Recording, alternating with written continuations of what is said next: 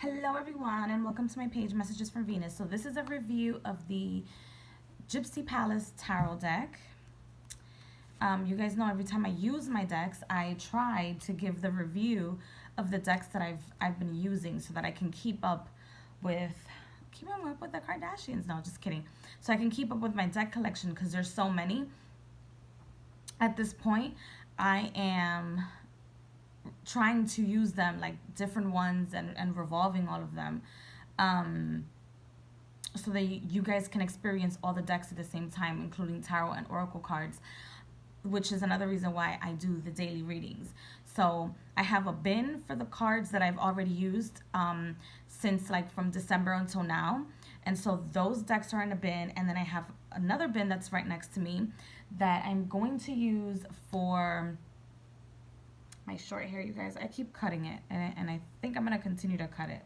I think I'm gonna chop all this shit off. Listen, I'm taking away from your video time, but anyway, what am I saying? So I keep revolving my tarot decks. So this specific video is in regards to, like I said, the Gypsy Palace Tarot, and this is the extra card that it comes with. These are the backs of the cards. It's gotten to the point, you guys, where I have to like go to my deck review slot and make sure that I haven't reviewed the decks before. That's how many decks I have. Like, it's well over 100. I've sold well over 100, and I still have well over 150 decks. That's a lot. So anyway, taking away from your time. So these are the backs of the cards, totally reversible. I bought this deck from, I think it's the Crackling Moon. I think I bought it from her, if I'm not mistaken. I don't keep the boxes, you guys, so you guys can see my 60-second first impressions on my Instagram, which is at messagesfromvenus_1. Oh, excuse me. So you guys can check out the 60-second first impressions of all the decks that I've purchased since doing the 60-second first impressions. So anyway, this deck is very vibrant. It is not whitewashed at all. It is not self-centered deck. It is self-centered decks to me are decks that only think about what the majority thinks or what the majority wants. And this is not like that at all. Why? Because it has different languages. So it has a Two of Swords, Swatter, Espadas, Kardak, right?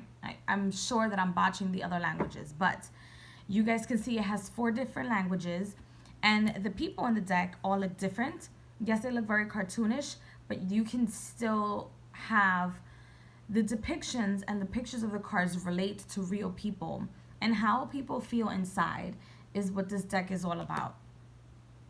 I don't know what type of artwork it is at all. It's not your usual Rider-Waite-Smith, so you have to think out of the box. This deck is for people that have been reading, I feel, professionally for other people, not just using the Rider-Waite-Smith for more than 2 years, like 2 to 3 years, for you to be able to read this deck. This deck is like difficult to read. I feel like if I had 6 months reading with this type of deck, with my background, I would say this was one of the more difficult decks to read with. Some people can pick up decks, and depending on whether they're intuitive readers or not, they can just pick up whatever, whether it's Rider-Waite-Smith or not, and have it be like their go-to decks.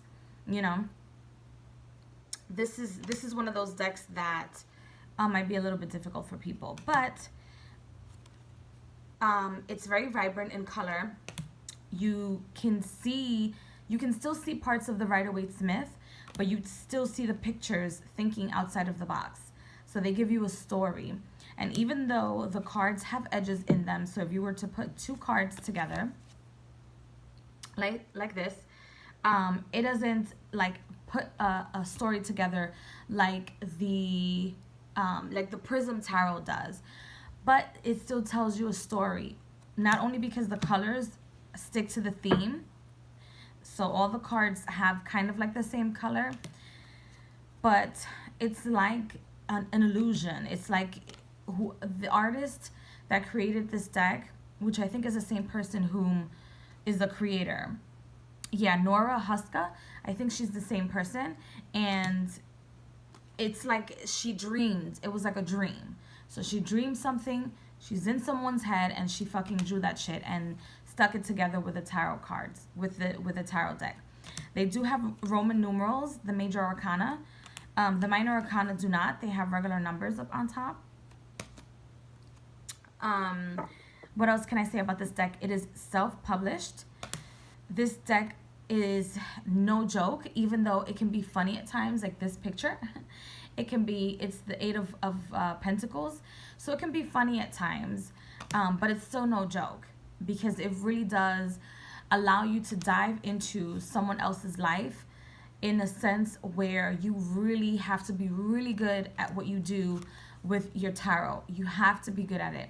You can't just say, oh, the Five of Swords. And I mean, I know some people do that and they're like, oh, the Five of Swords. And meanwhile, the Five of Swords in their mind is the Five of Swords and the Rider-Waite-Smith. So you kind of have to, like, if you're going to use this deck, if you're going to purchase this deck, you have to kind of like get out of that way of seeing the tarot.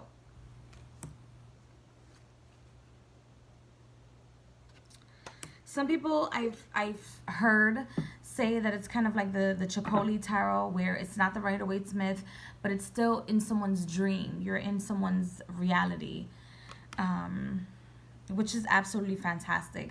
But I do really, really sense, and I really, really enjoy the fact that it doesn't give you all the answers off the bat. You really have to be intuitive and tell the story.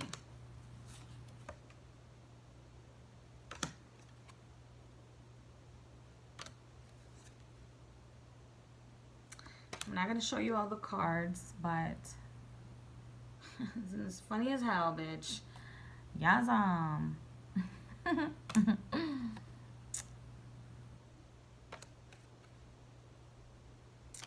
See? Alright, so that is my review for the Gypsy Palace Tarot deck. Oh, and it's a little bit difficult to shuffle because the cardstock is thicker than your average, but it still bends. As you guys can see, it's like bended a little bit. But for people that have small hands, it can be a little bit difficult. So I hope you guys have a fantastic day wherever you guys are. Please like, share, and subscribe, and I will see you guys in the next video. Bye.